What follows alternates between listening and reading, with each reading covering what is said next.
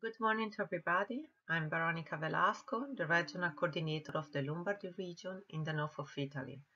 I'm also a member of the SHE research group and of the SHE board. Today I will present to you a new document of SHE about health promoting school in the time of COVID-19. I worked together with Annette Schulz.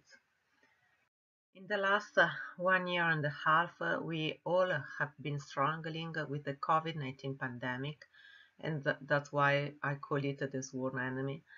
And we all know that the pandemic is having a massive effect on schools, and in particular on learning, mental health and social well-being, health behaviors, safety, inequalities, and also work stress for all the school staff.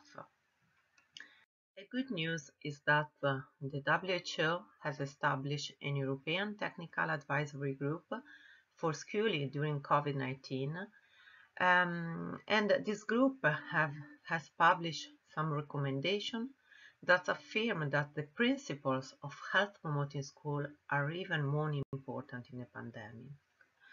Of course, we are very glad about this statement because it's a recognition of our work and of SHE work.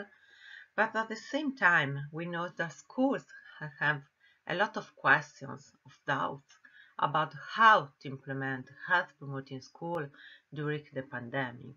And of course, they have to face several obstacles for this implementation. So that's why she decided to write a document about health promoting school in the time of COVID-19 pandemic. And the document is divided in three sections. The first one summarizes evidence on schooling and COVID-19. So it reports the main results about the effects of the pandemic on schools and try to answer the question why is it important to implement a school health promotion in the time of COVID-19. The second section focuses on school health promotion. Of course, we describe what is the health promoting school approach, its values and pillars, but most of all, we try to recognize the main obstacles for implementing school health promotion during the pandemic, considering our direct experience, international studies, and international surveys. But today I want to focus on the third part of the document about health promoting school implementation.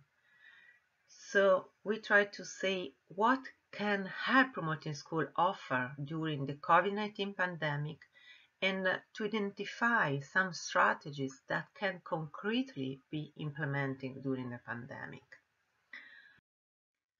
So what can health promoting school offer during the pandemic? First of all, I think that this approach can offer an educational vision that of course recognizes the importance of the pandemic, all the procedures necessary to prevent the virus spread, but also that reaffirms the key educational principles, well-being, health, safety, and equity. And also, it's important to recognize that health promoting schools have been always based on a close collaboration between the educational and health sectors. And this collaboration is more important than ever.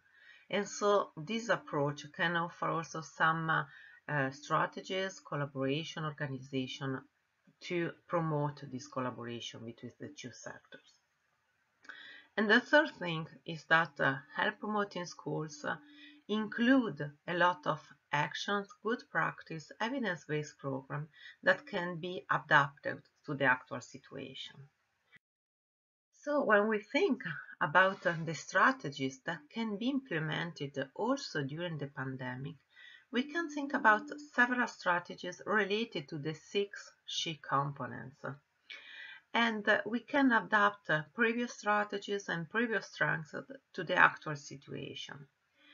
And today I will present you some of the strategy we included in the document related to 4 SHE components, but also the other 2, so the community links and the health services I will not present to you, are very important because these two components represent resources that can be used to reinforce all other components. So the first one is school policies. We know that school can develop policies for several issues. First of all, for example, for hand washing or cleaning procedures, but also school can develop a policy for cyberbullying or distance teaching or physical activity. But I think that the most important thing is not just the content of the policies, but the process used to develop these policies. So school should consider students' perspective about their policies, their needs, the procedures, and they have to involve the students and parents and teachers in developing these policies through participatory process. So they have to include and involve students and all the community in the decision making of the school, also in this situation, and also for the policies related with the COVID-19 prevention. And the second component is school physical environment. And in the last 2 years, schools had to reorganize everything. And of course, they have to ensure hand washing facilities to ensure physical distance, but they have also to assure space and time for healthy behavior, for healthy habits. So, for example, healthy diet and physical activity, active and cooperative learning, sociability.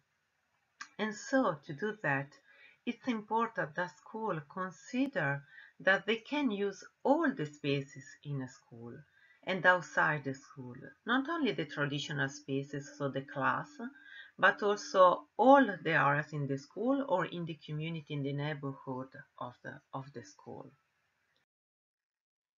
The third component is school social environment. We know from many studies that healthy relationship, social support, collaboration are very important elements to promote health and are very important elements to promote context resilience. And so they are very important in this moment. And so it's important to promote school belonging, to promote teacher collaboration, students collaboration, student peer-to-peer support through peer education strategies.